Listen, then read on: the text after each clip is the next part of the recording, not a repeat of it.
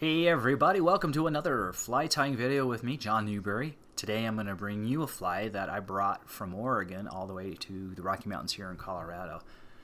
I call it the Sheila Bugger. It's actually a take on the old Possie bugger, popular back in the Pacific Northwest. Before I moved to Colorado, I used to bang a lot of steelhead and trout with this fly all up and down the Willamette Valley and on the other side of the Cascades. For the past 7 years, I've had a lot of fun with this fly here in these Colorado rivers. So join me and I'm going to show you through the steps that it takes to tie this really simple but highly effective fly called the Sheila Bugger. So hang on, here's your pattern list and I'll be right with you. So this is a Sheila Bugger, the take on a Possie bugger. So I've mounted a metallic 4mm bead onto the hook and I'll begin building a thread jam behind the eye of the hook.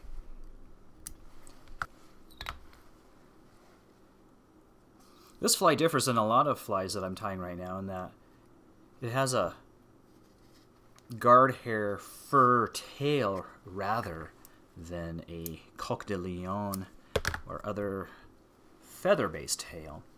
So I have removed a nice mottled section from a section of Australian possum hair, and I'm going to clean away much of the underfur. Measure the length. A tail equal the length of the body, or the length of the straight portion of the bead up here, the shank. And I tie it in behind the bead and I work my way rearward. I will adjust that there. And a quick thread wrap underneath to prop that tail up, and that locks that into place.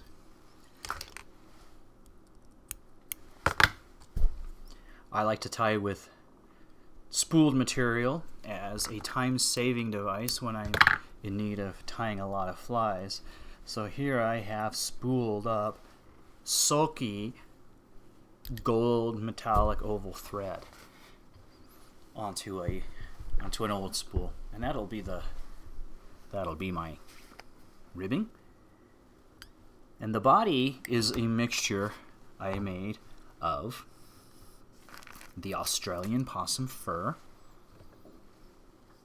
that I've pulled from the hide, and a little bit of the Nature Spirit UV Tracer Squirrel Dub. And I'll combine both of these dubbing together, and you're going to get a beautiful mottled, spiky, UV fluorescing, buggy dubbing. But with most dubbing that is coarse, like the squirrel dubbing, it will require a little bit of dubbing wax applied liberally to the thread. This will then allow more control and adhesion of the rather difficult or more cumbersome material to work with. You can see there I've simply started a very fine amount, and I'm going to build a nice, beautiful, tapered body, maintaining that dubbing the whole time.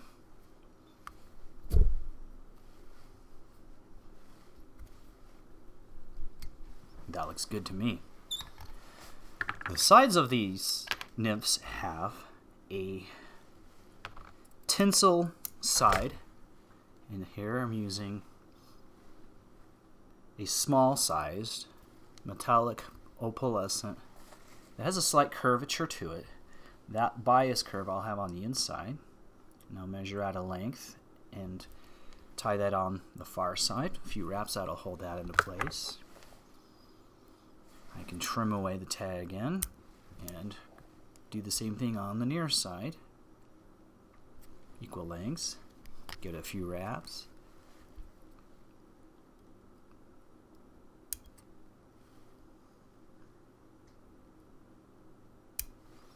I'll give you a peek at the top there.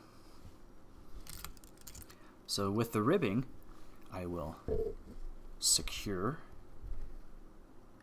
the sides in place and take a wrap of ribbing over the top, and that now secures the tinsel to the sides of each side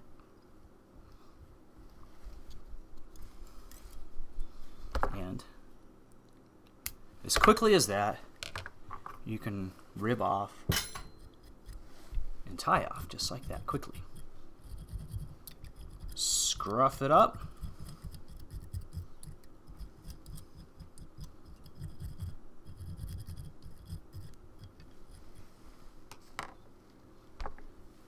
Check the tinsel lengths to be just to the end of the tail.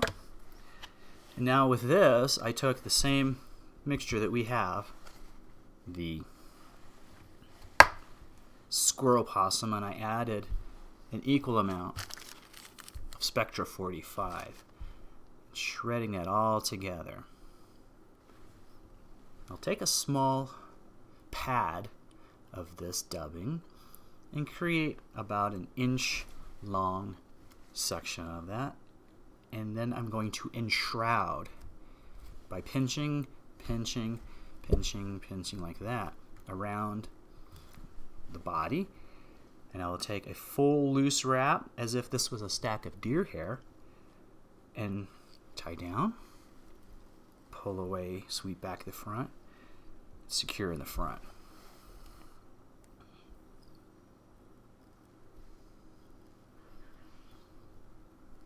And that is a really quick, dirty way of doing that collar. Now I'm going to add a bit more of the 45 just in front because I like some nice spectra to show.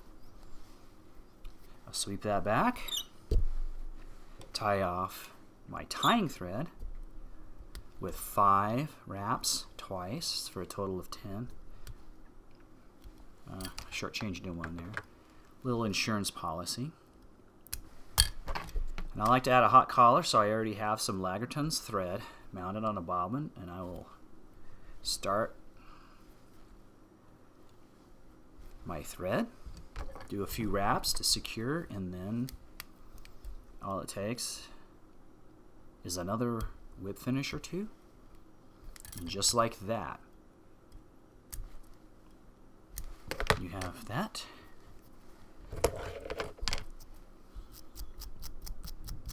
And I'm going to scruff away all the extra fluff. And there you have probably one of those killer flies that you could put in your box called a Sheila Bugger, which is a take on the Possie bugger. So I hope you can go catch some fish with that. Let me know how you do.